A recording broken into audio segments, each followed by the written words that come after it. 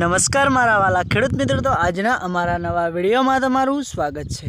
તો આજે આપણે વાત કરીશું એરંડાની ખેતી વિશે।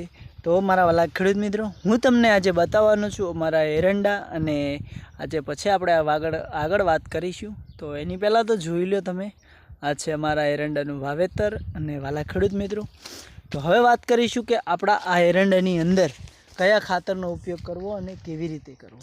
તો વાલા ખેડૂત મિત્રો, સૌથી પહેલાં તો વિડીયોની અંદર છેલ્લે સુધી બન્યા રહેજો, અને જો કદાચ વિડીયો ગમે તો વિડીયોને લાઇક કરજો ને કમેન્ટ કરવાનું ભૂલતા નહીં। તો વાલા ખેડૂત મિત્રો, આપણે આ એરંડાનું જે વાવેતર છે એ પહેલાં તો હું તમને કહીશ કે આપણે એરંડાની અંદર કયું ખાતર નાખ્યું છે અને કયું ખાતર નાખવાનું છે। અને કે એવું નથી વાલા કે આપણે એકલું ખાતર કદાચ એરંડાની અંદર નાખી દઈએ ને એમાંથી એરંડો આપણે થઈ જાય, એ પણ ખોટી વાત છે। કારણ કે એરંડો સક્સેસ ત્યારે થાય છે જ્યારે એની અંદર આપણે મહેનત કરવી પડે છે, ટાઈમે પાણી આપવું પડે છે, અને કયા ટાઈમે ક્યારે આપણે એરંડાને ખાતર પણ આપવું પડતું હોય છે। તો વાલા ખેડૂત મિત્રો, આજે એ વિશે આગળ ચર્ચા કરીશું। અને મારા એરંડાનું વાવેતર તમને સારું લાગે તો વિડીયોને કમેન્ટ કરજો અને લાઇક કરવાનું ભૂલતા નહીં। તો જય દ્વારકાધીશ, વિડીયો આપણે સ્ટાર્ટ કરીએ।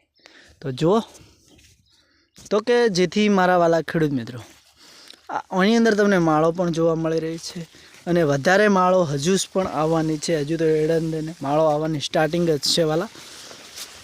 તો જેથી કે તમને આ બધી માળો જોવા મળી, આવું એરંડાનું સરસ મજાનું વાવેતર જોવા મળ્યું છે। અને વાલા હું કહું છું કે મારા કરતી ઘણા બધા એવા ખેડૂતો પડ્યા છે, સરસ ખૂબ ખાતર નાખે છે અને ખૂબ મોટી વાવેતરો એરંડાના કરતા હોય છે।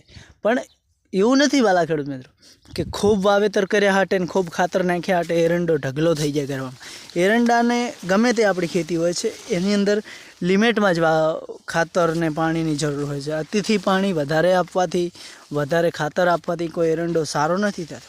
હમ એ વધારે ખાતર પડે ને વધારે પાણી પડે એટલે પછી એરંડો શું કરે તમને ખબર હે? વધવાનું છોડી દે અને હુકારો મારવા માંડે। કારણ કે એને થડમથી મૂળ જ એકદમ ગારાની અંદર રહેતું હોય અને લીલવારો સુકાતું ના હોય, તો એ પછી શું કરે? હુકાવાનું જ કરે। તો વાલા ખેડૂત મિત્રો, જેથી કરીને હું તમને કહું છું કે તમે જેમ ખેતી કરો છો એમ જ કરવાની। અને મારી જેમ યુરિયા તો મેં હજુ સુધી આપણે કોઈ પણ જાતનું ખાતર, યુરિયા એરંડાને જરૂરી હોય છે, પણ હજુ તમે જુઓ મારા આ એરંડાની અંદર હજુ મેં યુરિયા ખાતર આપ્યું નથી। અને હલાર આપણે પાણી આપવાનું છે એટલે એની સાથે યુરિયા આપણે આપવાનું છે। તો વાલા ખેડૂત મિત્રો, પછી કદાચ એરંડાની અંદર વધારે તો નહીં પણ વીઘે યુરિયાની 1-1.5 થેલી વાપરવાની જરૂર છે। પછી વારંવાર નહીં આપવાની, નહીંતર વારંવાર આપવાથી આપણો યુરિયાના કારણથી મચ્છી પડે છે આપણા જે કે એરંડાની અંદર। તો વાલા એકવાર આપવાનું, પછી 2 પોણી પાવાના, પછી કદાચ એવું લાગે તો એકવાર ફરીથી યુરિયા આપવાનું। તો અને ડીએપી ખાતર તો આપણે પાયામાં આપીએ જ છીએ। તો જય દ્વારકાધીશ, આજના વિડીયોમાં આટલું જ। વિડીયો ગમે તો લાઈક જરૂરથી કરજો।